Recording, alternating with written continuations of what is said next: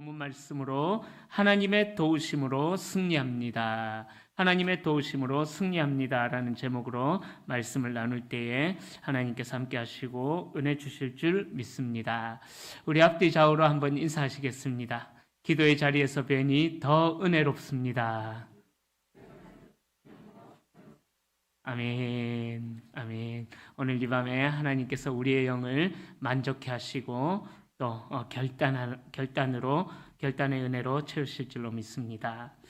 우리가 금요일마다 느헤미야 말씀을 묵상하고 있습니다. 새벽에는요 룻기 말씀을 묵상하고 있어요. 새벽에는 우리 지난달에는 사사기 말씀을 계속 이어서 묵상을 했었고요. 그 사사기 말씀을 묵상하면서 제가 참 많은 은혜를 받았습니다. 그래서 새벽마다 이제 제목이 있어요. 새벽 기도회 때는 새벽 기도의 타이틀을 제가 이렇게 정했습니다. 꼬꼬무 그날 이야기. 꼬꼬무 그날 이야기. 성경 그 프로그램이 있죠, 그죠? 꼬꼬무 그날 이야기라는 프로그램. 새벽마다 이 사사기 말씀을 묵상하는데 정말 사사기를 통해서 제가 은혜를 누리는 것이 뭐냐 하면은 정말 꼬리에 꼬리를 무는 인간들의 죄악 이야기. 그걸 봤어요. 꼬리에 꼬리를 무는 죄악 이야기. 그러면서 이 하나님의 말씀을 이제 사사기부터 시작했지, 이렇게 할 거면 창세기부터 시작하면 좋겠다 싶은 생각이 새벽에 들더라고요. 얼마 전까지 이제 사회 가셨던 우리 권 목사님께서 새벽에 창세기를 계속 했었기 때문에 그래서 창세기는 나중에 하고 그래서 사사기부터 제가 시작을 했는데 은혜가 돼요. 새벽에도 기도하러 나오십시오. 또 한 절 한 절 말씀을 배워가는 그런 시간을 가지는데 성경이 전체적으로 이해가 되어질 겁니다. 자, 그리고 금요일은 어떤 말씀을 나누고 있어요? 느헤미야 말씀을 나누고 있습니다. 자, 이 느헤미야 말씀을 통해서 하나님께서 우리 교회가 마땅히 나아가야 할 바와 또 우리 교회가 무엇을 위해 기도하고 또 어디에 관심을 둬야 할지 그것을 우리가 살펴보고 있습니다. 그래서 1장부터 출발해서 오늘 이제 4장까지 달려가고 있는데요. 1장에서 하나님께서 느헤미야에게 자기 조국의 회복에 대한 그 애타는 마음, 관심을 두는 그런 마음을 주셨죠. 자, 그래서 이 느헤미야를 통하여서 이 유다 백성들 가운데 놀라운 회복의 마음이 막 일어나기 시작해요. 느헤미야를 통해서 그 기도하는 한 사람을 통하여서 무너졌던 정말 70년이나 버려져 있었던 그 예루살렘 땅에, 유다 땅에 하나님께서 어떻게 역사하실 것인가? 느헤미야를 통해서 하나님께서 놀라운 일을 시작하셨다라는 것입니다. 자, 그런데 그렇게 하나님께서 주신 사명에 따라서 느헤미야가 열심히 달려가는데 그 상황이 만만치가 않다라는 것을 우리가 느헤미야를 보면서 계속 알고 있습니다. 그럼에도 불구하고 이 느헤미야는 대적의 위협 속에서도 계속 하나님의 선한 손의 도우심, 느헤미야에 나오는 중요한 단어 중에 하나가, 성경 구절 중에 하나가 하나님의 선한 손의 도우심이 우리를 도우시고 인도하시고 이끄셨다. 이 구절이 나와요. 바로 느헤미야서에서 중요한 것은 바로 그거라는 거예요. 너무나도 멀리 1300여 킬로미터나 떨어져 있었던 그 바벨론 땅, 이방 땅에서, 페르시아 땅에서 자기 혼자 잘 먹고 잘 살 수 있었지만은 하나님의 선한 손의 도우심이 느헤미야의 마음에 감동을 주고 그래서 자기 고국으로 돌아가고자 결단하고 또 느헤미야와 함께한 150여 년이 지난 그 시점에서 느헤미야와 함께한 그 많은 사람들이 또 고국 땅으로 돌아가서 예루살렘 땅을 회복해 나가는 그런 일들을 해나가고 있습니다. 자, 그렇게 이제 해나갔으면은 순적하게 되면 좋겠는데 오늘 본문에 보면은 공동체가 또 어려움과 역경에 처하게 된다라는 거예요. 중요한 것은 이 어려움과 역경이 지난번에 있었던 그 한 번이 아니라는 거예요. 계속해서 반복해서 이 느헤미야를 통해 하나님의 역사가 이루어지는데 방해자들이 그 이름 기억하시죠? 제가 마음에 들어하지 않는다는 그 이름, 도비야, 산발랏, 게셈, 하여튼 이런 사람들이 계속해서 하여튼 끊임없이 방해하게 됩니다. 자, 그때 느헤미야가 선택했던 일들이 뭐냐? 느헤미야와 함께한 그 유다 백성들이 선택했던 일들이 뭐냐? 어려움의 상황이 닥칠 때마다 하나님 앞에 기도했다라는 거예요. 기도. 사실 우리가 어려운 상황이 닥치게 될 때에 우리가 의외로 기도의 자리를 찾는다라는 것 생각보다 쉽지가 않아요. 왜 그럴까요? 우리는 사람이기 때문에 하나님이 눈에 보이지 않아요. 그러다 보니까는 하나님이 정말 나를 도와주실까? 그런 의심 아닌 의심을 하면서 누구를 찾냐 하면은 이 어려운 상황을 해결하는데 도움을 줄 주변 사람들을 찾게 된다라는 거예요. 능력자들을 찾게 된다라는 거죠. 그러나 이 느헤미야는 어떻게 하느냐? 그런 모든 상황이 어려움의 상황이 생길 때마다 느헤미야는 가장 먼저 하나님 앞에 무릎을 꿇는 기도의 사람이었다라는 것. 이 느헤미야를 보면서 우리는 그것을 볼 수가 있습니다. 그래서 느헤미야를 통해서 하나님의 선한 손의 도우심이 어떻게 느헤미야가 맞이하고 있는 어려움의 상황을 해결해 나가는지 이 느헤미야서를 통해서 우리는 볼 수가 있습니다. 새벽에도 사사기 말씀을 묵상하면서나 지금은 룻기 말씀을 묵상하고 있거든요. 새벽에 이제 룻기가 끝나면은 제가 사사기 끝날 때 그렇게 이야기했어요. 한 권씩 끝날 때마다 제가 책거리를 하겠다고. 예. 지금 룻기 2장인가? 오늘 새벽에 2장이었나요? 예, 2장이 끝났거든요. 룻기는 4장까지 있으니까 한 4장 대충 마무리 되겠다 싶을 그때쯤에 나오시면은 책거리 파티에 또 참여하실 수 있습니다. 나오세요. 제가 간식도 준비할 테니까 나오세요. 기도의 자리에. 자, 그렇게 사사기나 룻기를 통해서 보아도요, 바로 그 하나님의 선한 손이 그 죄악 가운데 있는 이스라엘 백성들을 어떻게 인도해 나가시는지 그 하나님의 선한 손의 도우심의 역사를 볼 수가 있습니다. 이스라엘 백성들이 하나님을 떠나면은 이방 민족들이 이스라엘 백성들을 압제해요. 그래서 힘들다고 하나님 앞에 부르짖으면은 하나님께서 누구를 보내주시느냐? 사사들을 보내주셔가지고 이스라엘 백성들에게 또 해방, 구원의 은혜를 베풀어 주십니다. 그러면 또 평안해지면은 살만하면은 또 이들이 하나님을 떠나게 되는 거예요. 그래서 제가 새벽에 주제를 정했는데 꼬꼬무 죄악 이야기라는 거예요. 꼬꼬무. 끊임없이 꼬리에 꼬리를 무는 죄악 이야기. 그 사이클이 계속해서 말라기까지 어찌 보면 계속해서 반복되는 것입니다. 그러나 그런 죄악이 반복되는 그런 상황 속에서도 기억할 것은 뭐냐 하면은 하나님의 선한 손의 도우심이 하나님의 백성들을 늘 향해 있다라는 것을 우리는 오늘 본문을 통해서도 볼 수가 있다라는 것입니다. 그래서 오늘 본문에 보면은 첫 번째로 그의 백성들의 기도를 들어주시는 하나님을 우리가 만날 수가 있습니다. 여러분, 하나님께서는요, 자기 백성들이 하나님 앞에 간구하고 기도할 때에 응답하시는 하나님이시라는 것입니다. 자, 느헤미야와 백성들은 대적이 위협할 때마다 하나님 앞에 엎드려 기도하는 모습을 보인다라고 말씀드렸습니다. 자, 그렇게 하나님 앞에 기도할 때 어떤 역사가 나타나느냐? 모든 대적들의 입을 막으시고 상황도 막혀있던 상황들을 하나님께서 뚫어버리시는 거예요. 그래서 이 성벽 재건 공사가 계속해서 차질 없이 진행되도록 하나님께서 역사하신다라는 것입니다. 그래서 하나님의 선한 손에 도우심을 받아서 대적들의 어떤 악한 계략들을 무력화시켜버리고 또 이스라엘 백성들이 이 유다 백성들이 용기를 잃지 않고 각자 맡겨진 사명의 자리에서 계속해서 달려나갈 수가 있게 되었다라는 것입니다.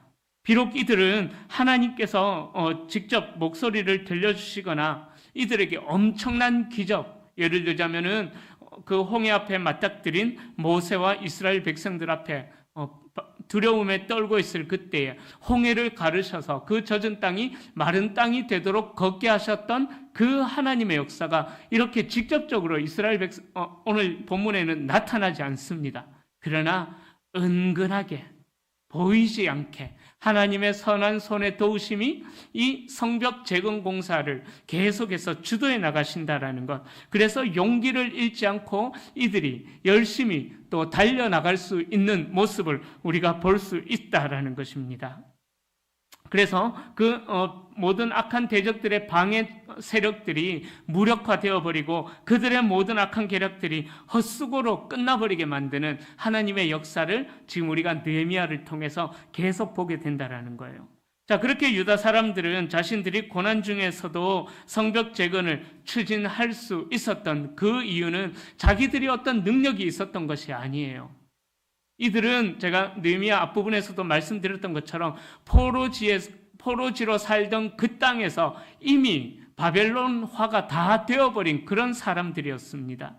100년이 넘게 그 땅에서 살았기에 충분히 거기에서 안정을 누리며 살 수가 있었을 것입니다. 그러나 그들은 그 포로지에서 모든 안정을 또 평안함을 다 버려두고 하나님께서 주신 느헤미야에게 주신 그 사명의 그 꿈과 비전에 함께 마음을 모으고 폐허가 된 예루살렘 땅으로 돌아왔다라는 거예요. 뭘 가지고 간 것도 아니에요.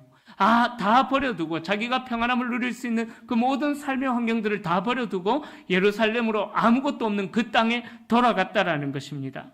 자, 그렇기 때문에 이들이 아무런 능력이 없어요. 나중에 가면은 이 느헤미야 뒷부분에 가면은요, 또 이 백성들이 또 타락을 하게 되는 그런 결과가 나오기는 하지만요. 그러나 이 초반에는 이 유다 백성들이 자기 어떤 능력이 없음을 인지하고 이들이 했던 일들은 뭐냐? 그 모든 어려움의 상황 속에서 하나님 앞에 철저하게 기도했다라는 거예요. 기도할 때에 하나님께서 역사하시고 그들에게 보이지 않는 선한 손의 도우심으로 그들의 공사를 유다 백성들의 성벽 공사를 이끌고 하나님께서 친히 이끌어 나가셨다라는 것입니다. 여러분, 우리가 기도하는 이유가 거기에 있습니다. 이들이 자기가 평안히 살 수 있는 그 모든 환경을 왜 버려두고 돌아왔겠습니까? 그 사명이 그들에게 있었기 때문이라는 거예요. 그들은 이 땅을 살아가는 동안 자기의 뜻이 이 땅 가운데 이루어지기를 원하지 않았던 것입니다.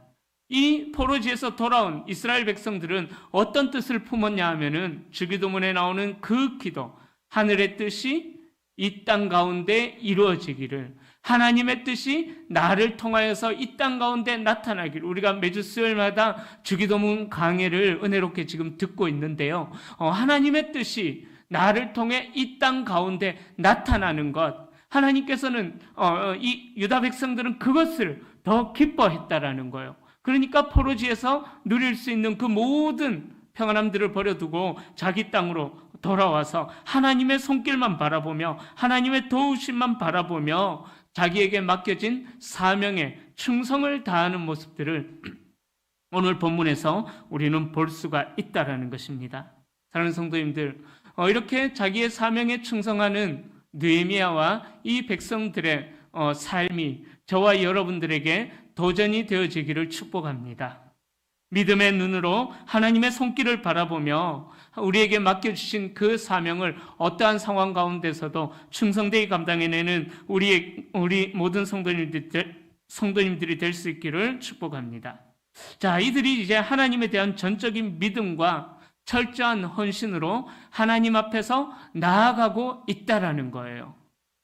다시, 이들은 하나님에 대한 전적인 믿음과 철저한 준비를 하고 나서 하나님 앞에 나아가고 있다라는 것입니다. 자, 그럴 때에 이들의 모습을 또 우리가 볼 수가 있습니다. 16절부터 18절에 나오는데요. 자기에게 주어진 사명의 충성의 열매를 맺어가는 유다 백성들을 볼 수가 있습니다.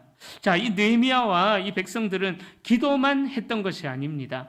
기도만 하면서 자기의 할 일들을 멈추지 않았다라는 거예요.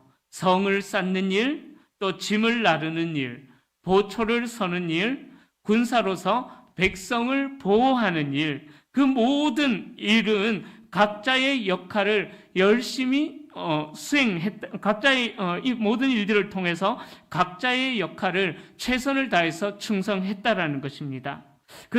이 백성들은 기도했다고 그저 감이 감나무에서 떨어지는 것처럼 하늘만 바라보고 있지 않았다라는 거예요. 이들은 하나님의 뜻이 어떻게 펼쳐질지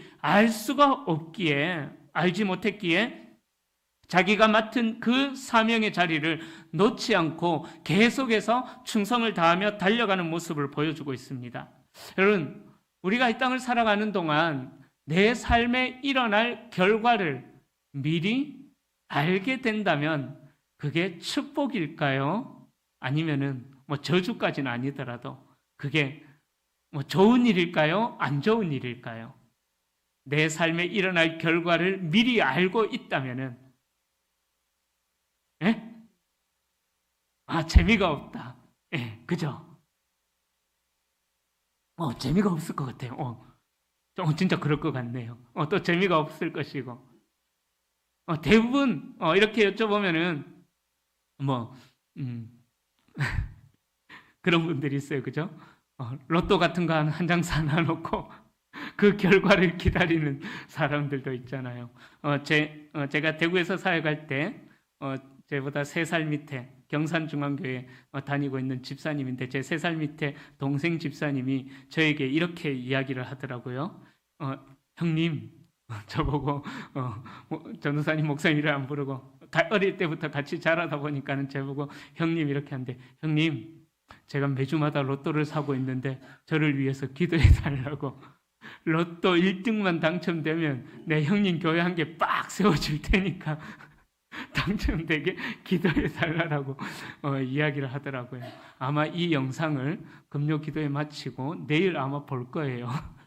그 후배 동생이 하여튼 보고 있다고 그러던데 볼 건데, 우리가 기도했다라고 해서 우리에게 주어진 삶의 자리를 마치 하늘에서 뭔가 그냥 아무런 응답이 뚝 떨어지는 것처럼 그냥 기다리고 있으면 안 된다라는 것입니다. 왜요? 우리가 우리 삶에 일어날 하나님의 섭리들을 미리 알 수가 없기 때문이라는 거예요. 우리가 기도한 후에 그 결과를 미리 알 수 있다면은 그게 좋을 것 같지만은 그렇게 좋은 것이 아니라는 것입니다. 결과를 아는데 뭐하러 기도해요? 그죠?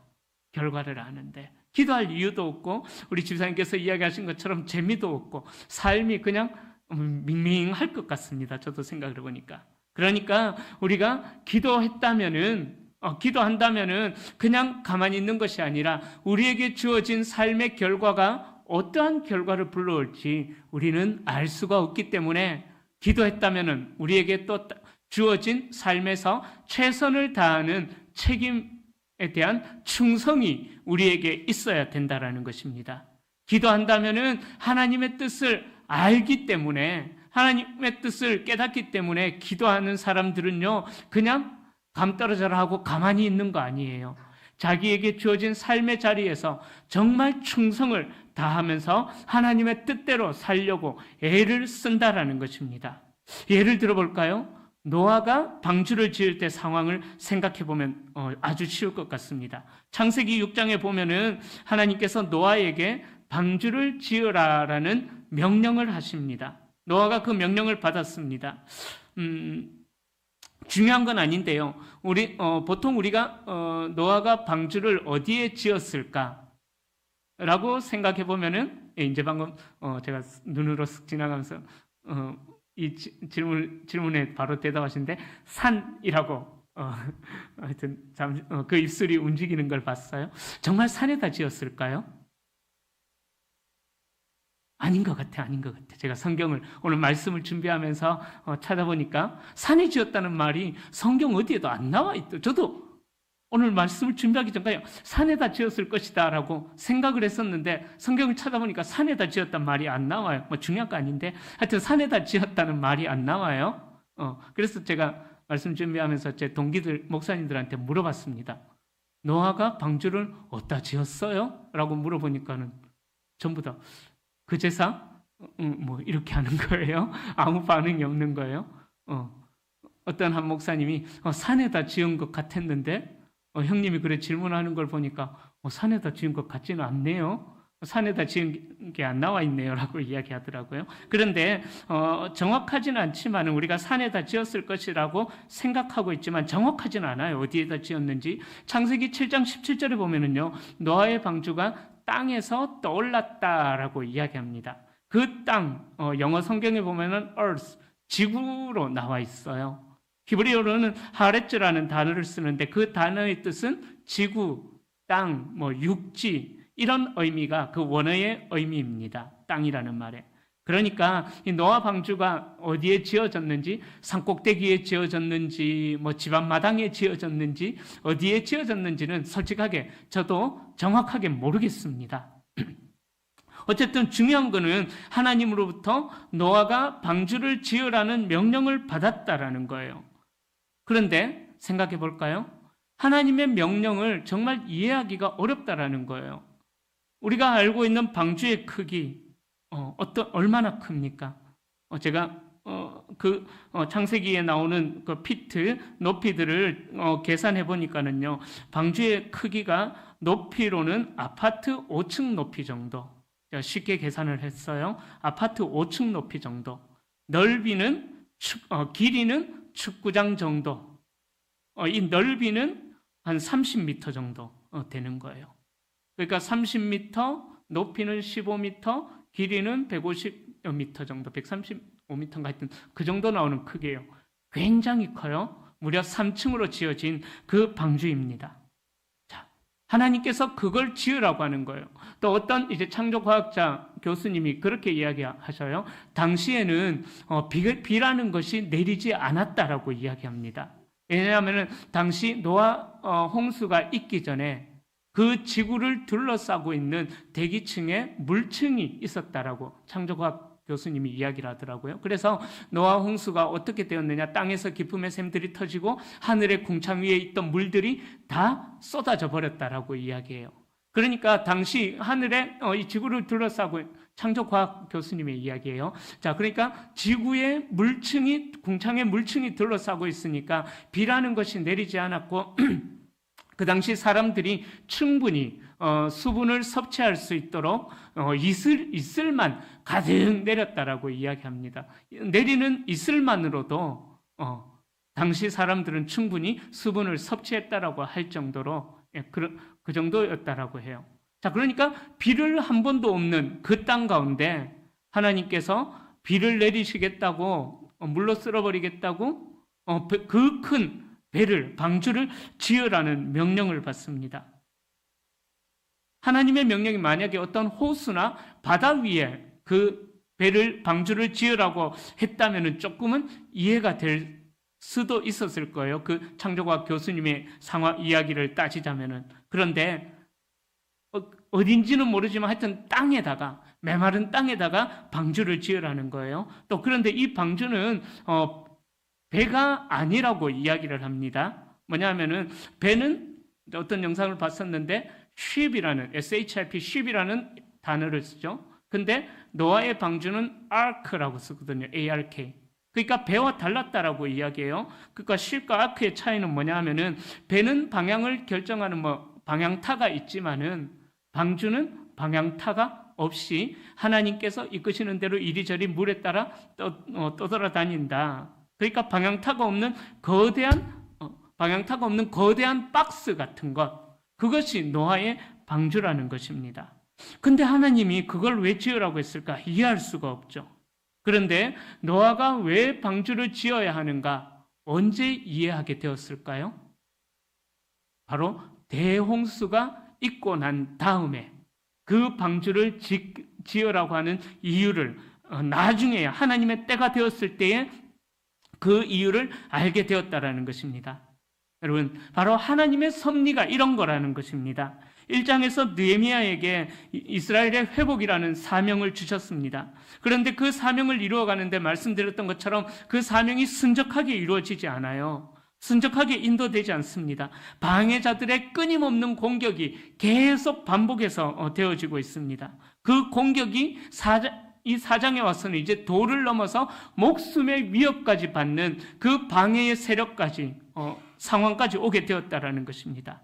마찬가지입니다. 우리도 예수 믿으면 좀 살만할 줄 알았는데, 예수 믿으면 좀 형편도 좋아지고 나아질 줄 알았는데 아니에요. 직장이든 건강이든 자녀든 또 어떤 것이든 내 마음을 어렵게 하는 상황이 다 있다라는 것입니다.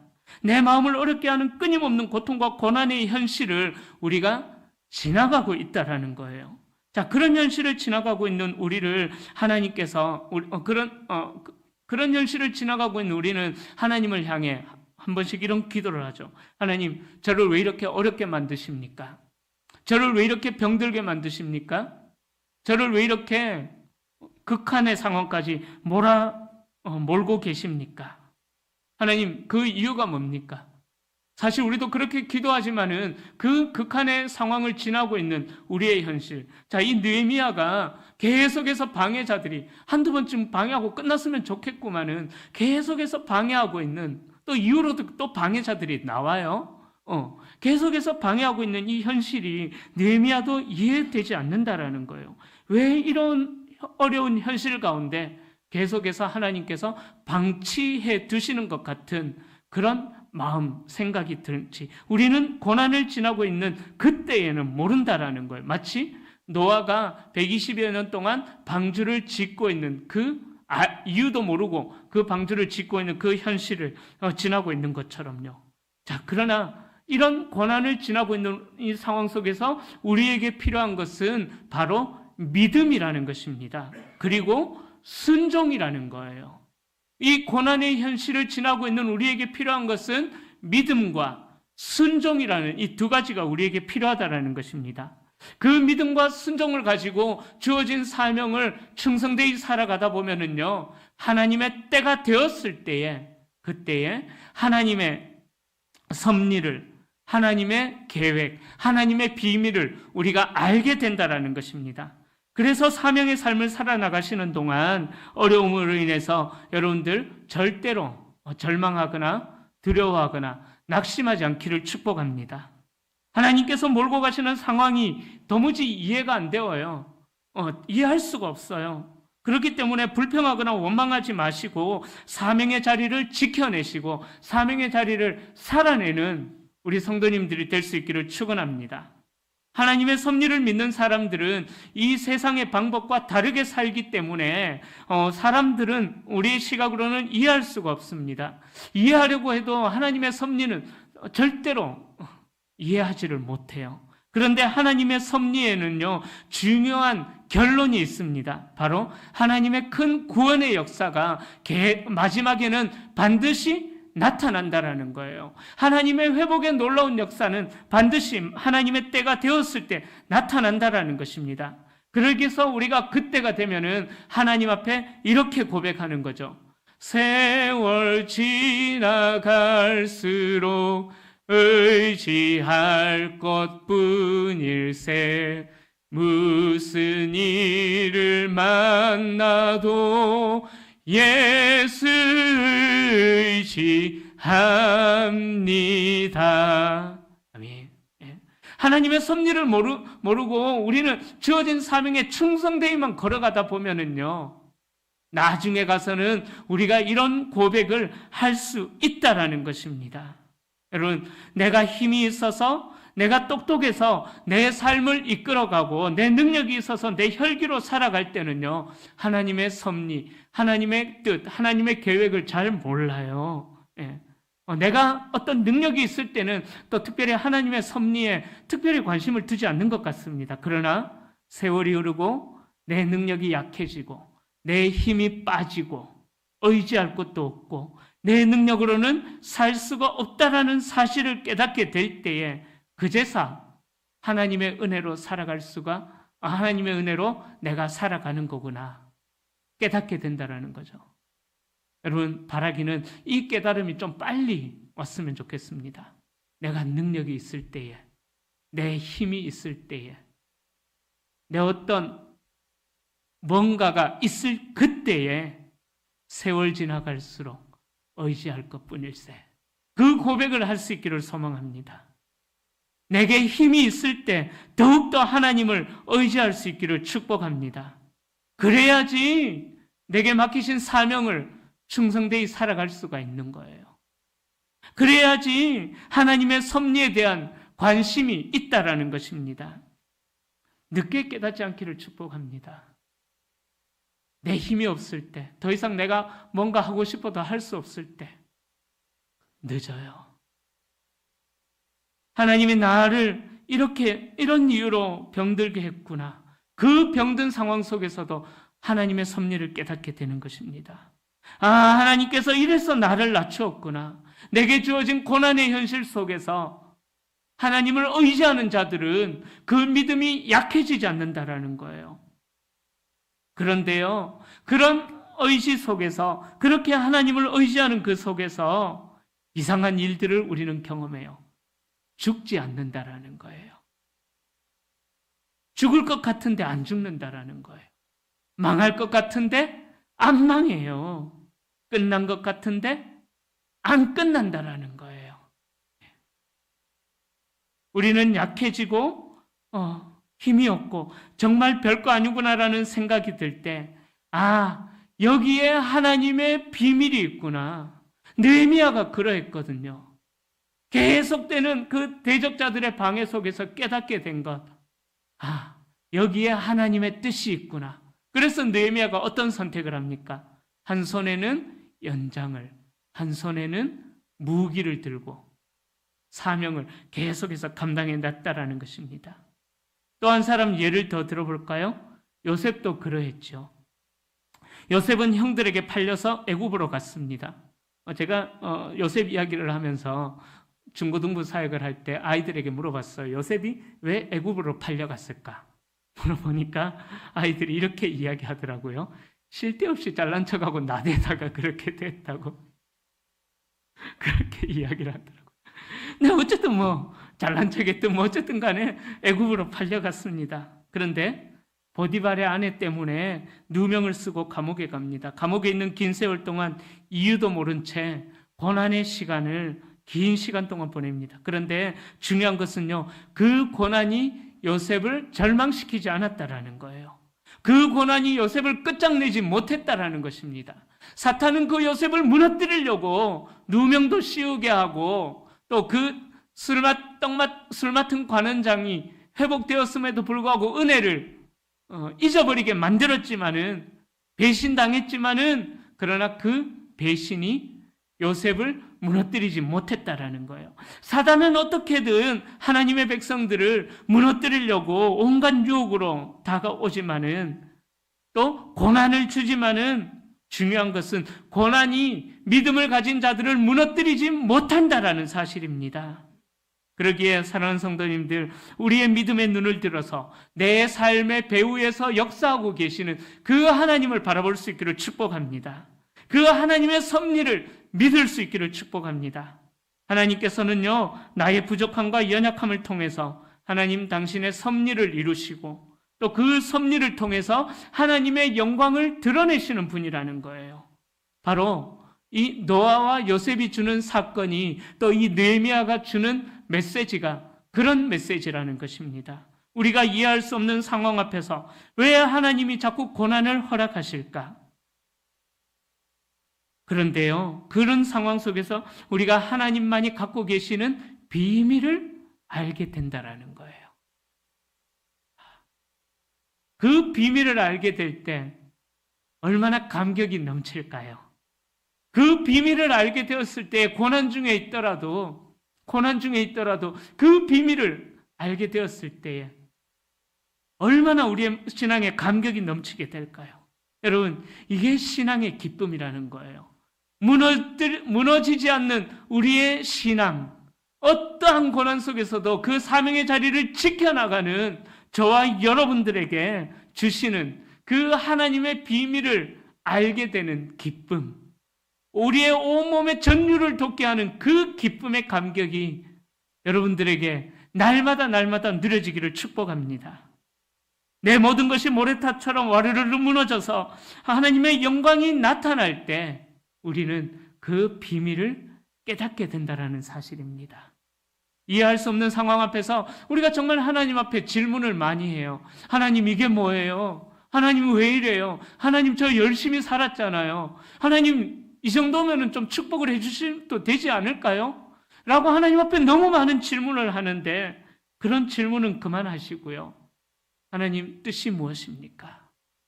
하나님, 내게 무엇을 말씀하시고자 하십니까? 잠잠히 하나님을 좀 바라볼 수 있기를 소망합니다. 그런 일들을 만날 때 고난이 한두 번 오면 괜찮은데 끝없이 파도처럼 밀려와요. 그런 상황 속에서 우리의 질문이 달라질 수 있기를 축복합니다. 이 고난이 왜 일어납니까? 그게 아니라 이 고난을 통해서 하나님 저에게 무엇을 말씀하십니까? 이 어려움이 제게 무엇을 깨닫게 하실 것입니까?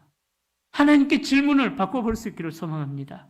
그래야지 사명을 발견하게 된다라는 거예요. 여러분, 우리가 만나게 되는 고난에는요, 하나님의 구원의 섭리가 반드시 있습니다. 우리 실패할지라도, 우리의 삶에서 실패할지라도 구원의 섭리가 있음을 믿고 달려나갈 수 있기를 소망합니다. 사랑하는 성도님들, 우리 주님께서 이렇게 말씀하셨어요. 너희가 세상에서 환난을 당하나 담대하라. 내가 세상을 이겼노라. 아멘. 그렇게 말씀하신 예수님의 말씀을 기억하십시오. 하나님께서 반드시 교회를 지켜주시고 우리 성도님들을 지켜주시고 보호해 주실 줄로 믿습니다. 우리들이 고통을 겪고 이해하지 못하는 많은 사건들, 억울한 사건들, 분한 사건들이 너무나 많이 있지만, 그러나 그 모든 사건들은요, 반드시 하나님의 드라마를 써나가게 되는 소스들, 하나님의 드라마를 써나가는 그런 이야기거리들이 될 줄로 믿습니다. 바로 이것이 오늘 느헤미야가 우리에게 주는 말씀의 의미라는 것입니다. 오늘 본문에 보면은 느헤미야는 계속되는 방해 속에서 하나님을 향해 질문하지 않고 사명에 순종하는 모습을 보여줍니다. 목숨까지 위협받는 현실 앞에서 하나님 왜 자꾸 이런 방해들이 일어납니까? 하면서 고만 때려차뿌라 라고 할 수도 있을 것 같은데 때려차뿌지 않아요. 그죠? 하나님께 질문하지 않고 자기가 할 수 있는 최선의 준비를 다 하는 것입니다. 어떻게 해요? 혹시나 있을지 모르는 대적들의 공격에 대비하여서 한 손에는 말씀드렸죠? 연장을, 한 손에는 무기를 그렇게 양손에 들고 사명의 길을 감당해 나간다라는 거예요. 느헤미야가 그 리더로서 책임을 다하고 있고 백성들도 함께 그 사명의 책임을 감당하도록 느헤미야는 준비를 시키고 있는 것입니다. 그러기에 어찌 보면 기도하는 사람들은요, 이렇게 말해도 되는지 모르겠습니다. 진짜 기도하는 사람들은요, 이해가 안 되는 사람들이에요. 그죠? 정말 기도하는 사람, 이 말의 의미를 잘 이해하셔야 돼요. 정말 진짜 참말로 억수로 기도하는 사람들은 이해할 수 없는 사람들이에요. 왜요? 하나님의 섭리를 알고 있기 때문에 하나님이 반드시 승리의 드라마를 써나갈 것이다라는 것을 알고 있기 때문에 이해할 수가 없는 사람들이라는 거예요. 그러기에 어떠한 일이든 하나님의 일이든 일상의 일이든 하나님께 기도하면서 우리에게 주어진 사명에 최선을 다하는 충성이 있기를 축복합니다. 우리 다음 세대들이 있는데 우리의 다음 세대들은 학생들이니까 열심히 공부해야 돼요. 그 잠옷실에서 너끼리 이야기하고 있는 이 딸내미들아, 앞으로 좀 봐라. 저 잠옷실에 방송 나오나요? 안 나오는 것 같아. 꺼놓고 얘들아, 잠옷실 앞으로 봐. 들리니? 너네들은 학생들이기 때문에 너네들의 사명은 뭐냐? 죽도록 공부하는 거야, 알았지? 그래. 아멘 했어, 뒤에서 잠옷실에서. 알았지? 주성아? 그래. 그렇습니다. 또 직장인은 기도하고 일해야 되고요. 목사는 기도하면서 목회해야 되겠죠. 바로 그렇게 주어진 사명에 충성을 할 때에 하나님께서 우리를 통해 드라마를 써나가신다라는 것입니다. 세 번째로 백성에게 본을 보인 지도자 느헤미야의 모습을 21절부터 23절에서 이야기합니다. 느헤미야는 앞장서서 본을 보임으로써 지도자로서의 역할에 충실했습니다. 느헤미야 자신은 물론 그의 형제들과 측근들까지 모두 성벽 재건에 예외 없이 동참했다라는 거예요. 다른 백성과 함께 일하고 경계를 철저히 하도록 지시했고 잠잘 때도 옷을 벗지 않을 정도로 긴장을 늦추지 않았다라고 그렇게 느헤미야가 지도자로서 본을 보여주고 있습니다. 자, 느헤미야가 이런 솔선수범을 하니까 백성들도 감동하고 또 느헤미야의 리더십을 따라간다라는 거예요. 만약 느헤미야가 본을 보이지 않고 입으로만 떠드는 리더십을 보였다면 성벽 재건은 온전히 시행되기 힘들었을 것입니다. 힘들었을 것입니다. 제가 저희 교회에 이제 담임 목사로 부임하고 나서 오늘 말씀을 준비하면서 나는 어떤 본을 보일까 하면서 어제 이제 한 가지를 했습니다. 쓰레기 정리도 조금 하고요. 쓰레기 정리도 조금 하고 지난달까지는 우리 광 목사님이 열심히 해주셨는데 안 계시니까 어떡해요. 쓰레기가 너무 쌓이더라고요. 그래서 제가 쓰레기 정리도 조금 해봤고요. 남자 화장실 방송 스탑 해야 되나? 남자 화장실에 저희가 냄새가 좀 많이 나잖아요. 그래서 락스 뿌려가면서 제가 어제 빡빡빡 청소도 다 했고요. 예. 하여튼 열심히 하고 있습니다. 예. 제가 입으로 떠드는 사람이 되지 않기 위하여서 하여튼 조금이라도 한번 해봐야 되겠다 싶어요. 여러분, 예나 지금이나 하나님의 뜻을 이루기 위해서는 일단은 리더가 먼저 솔선수범을 보여야 되겠죠. 그래야지 공동체가 함께 지도자의 본을 보면서 따라간다라는 것입니다. 그래서 저도 하여튼 열심히 달려가겠습니다. 열심히 달려가겠습니다. 저도 여러분들께서 목사는 뭐 좀 특별하니까 목사님 이런 거 하시면 안 됩니다. 그러지 마시고 청소하는 일 불러주셔요. 저도 하여튼 열심히 하러 갈게요. 네. 그리고 지치지 않도록 저와 저희 가정을 위해서 기도해 주십시오. 기도해 주시기 바랍니다. 자, 이제 말씀을 정리하겠습니다. 여러분, 이 느헤미야의 말씀을 보면서 우리가 한번 생각해 봤으면 좋겠습니다. 정말 피곤하고 힘들고 어려운 상황 속에서도 내가 감당해야 될 책임이 무엇일까? 내가 감당해야 될 책임이 무엇일까? 한번 생각해 볼 수 있기를 소망합니다. 느헤미야가 무너진 예루살렘 성벽 쌓는 것을 계속하기 위해서 유다 백성들에게 요구한 것은 자기가 본을 보이면서 한 손에는 연장을, 한 손에는 무기를 들고 충성을 요구했던 것입니다. 하나님은요, 유능한 자보다 충성된 자를 통해서 하나님께서는 일하신다라는 것입니다. 하나님께서는 유능함보다 사명의 자리를 무능할지라도 사명의 자리를 묵묵히 지켜나가는 그 자들을 하나님께서는 사용하신다라는 것입니다. 이 충성된 자들을 하나님께서는 기뻐하신다라는 거예요. 그러기에 이 충성은 하나님의 뜻을 이루고 하나님의 나라를 이루어 나가는데 중요한 첫 번째 덕목이 된다라는 것입니다. 충성은 한자어에 나와 있는 것처럼 마음의 중심에서 우러나오는 태도가 충성이라는 거예요. 어떤 상황이나 환경에 의해서 변하지 않는 성실함이 충성이라는 것입니다. 신실함이, 환경에 따라 변하지 않는 신실함이 충성이라는 것입니다. 여러분들에게서 회복되어져야 할 충성은 과연 무엇입니까? 하나님 앞에서 여러분들에게서 회복되어져야 할 신실함은 무엇입니까? 오늘 이 밤에 기도의 자리에 나오신 성도님들, 기도의 자리를 지켜나가는 신실함이 평생에 이어지기를 축복합니다. 영상을 보고 있으신 우리 성도님들, 기도의 자리로 나오시는 그런 신실함도, 함께 기도하는 신실함도 있기를 소망합니다. 말씀을 마무리하면서 23절 우리 함께 읽어볼까요? 나나 내 형제들이나 종자들이나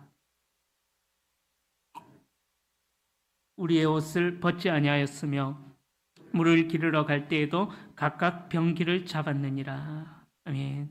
성벽이 재건될 때까지 옷을 벗지 않았다라는 거예요.